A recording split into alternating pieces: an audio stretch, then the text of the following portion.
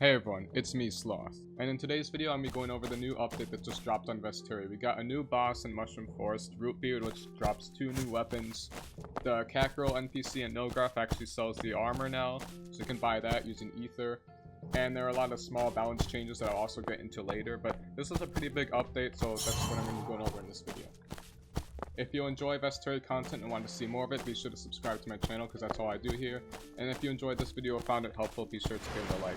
Without further ado, let's get into the video. Now, first off, let's go over that new armor. You can buy it right over here. Unfortunately, it is Ether, which the only way to get Ether is basically just Robux. You could also use the chests that sometimes give you Ether, but this is mainly going to be people's Robux. I have no clue how you get the ears. I could actually buy this right now, and unfortunately, I'm probably going to have to. I might give this to my adventure account, so whatever. I'm not going to wear it on my Trickster though, because my Trickster save does have some dignity, so I'll put that on later in my adventure.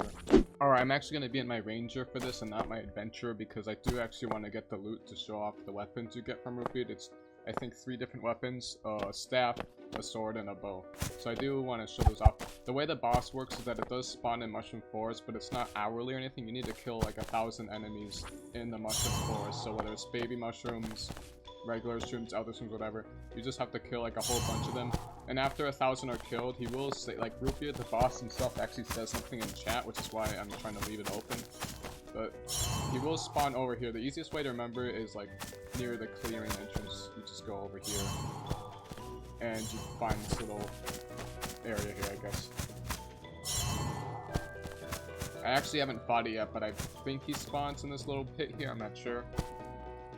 And it's just a matter of time of waiting. It feels like the server here is kind of lazy though. They're just kind of waiting for everyone else to do the work, which I have no idea how that's going to turn out, since I don't think there's a lot of noobs here killing mushrooms. I could be wrong. But I'm going to just skip ahead to when the boss spawns. It looks like it did spawn. And it does chat in the Roblox chat, which I actually came up with myself. Oh, and it's already dead. Wow. That is not the boss I was expecting it to be.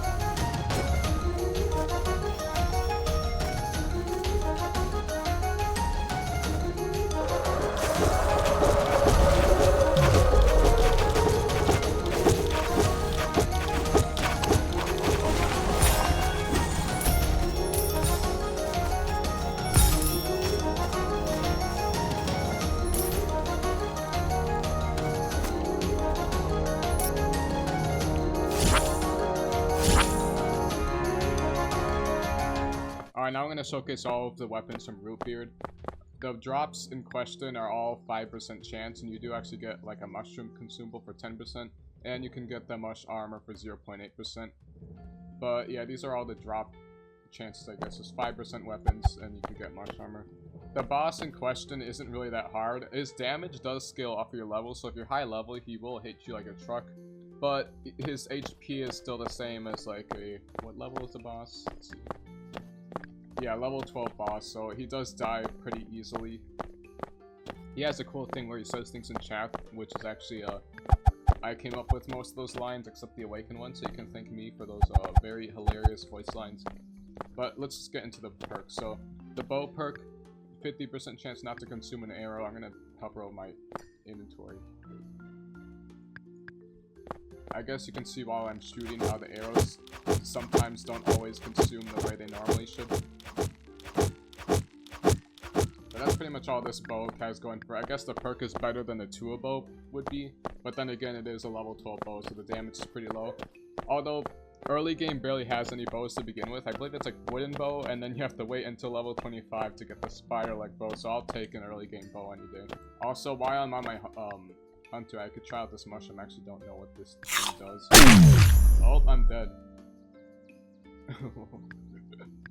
I think this is like just sort of like a cursed consumable where it just does kind of whatever it wants. Here, let me try again. And I died again. Again?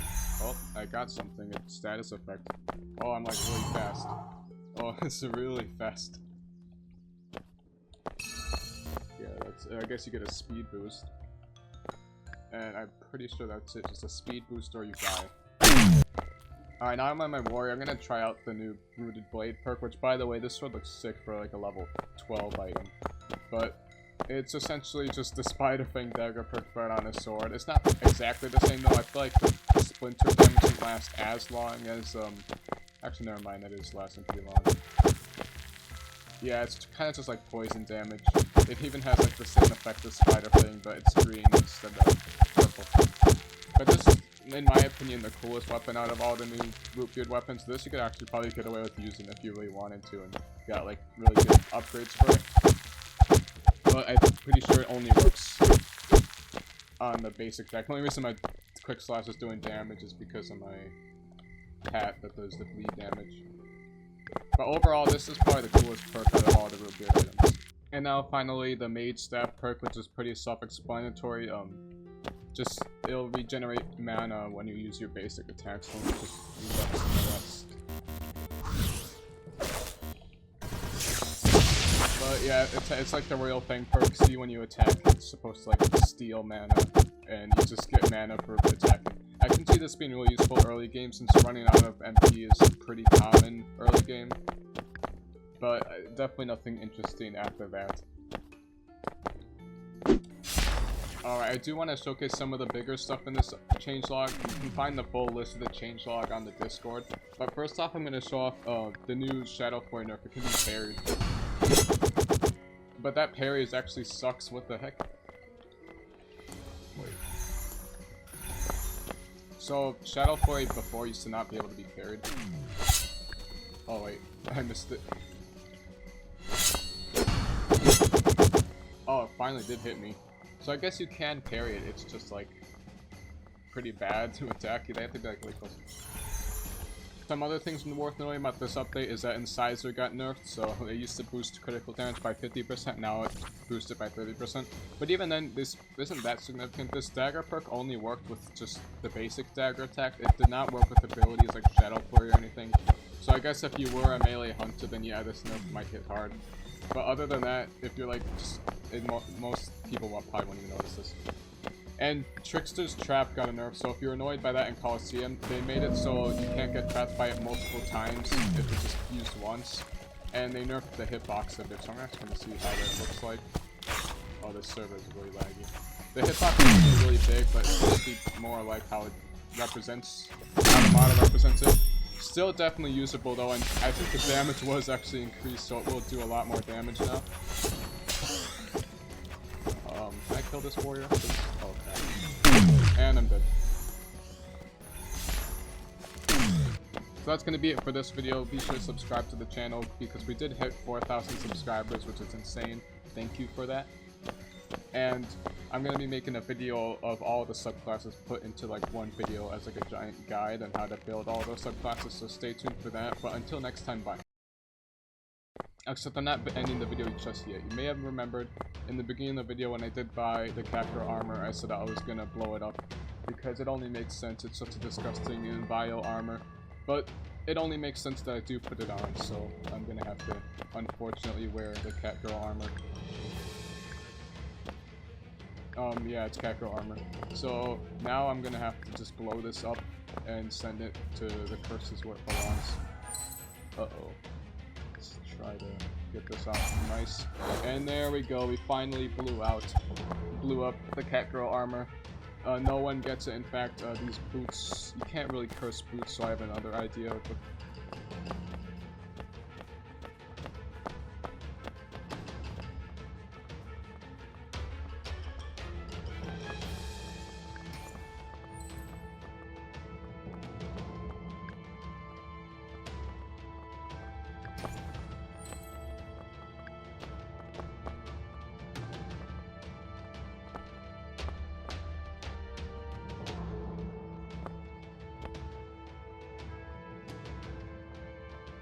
I got it.